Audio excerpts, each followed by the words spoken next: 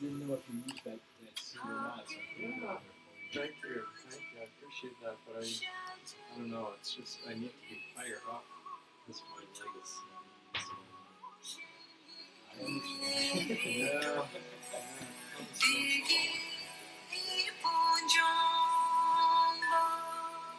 You get sick when it's cold over.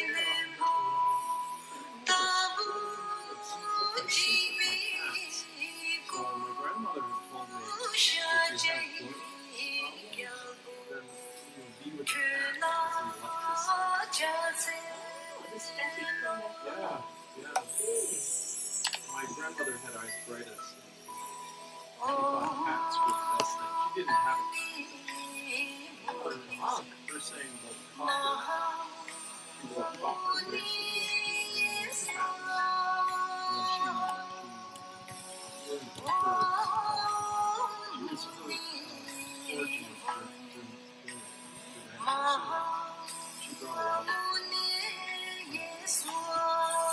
a lot of.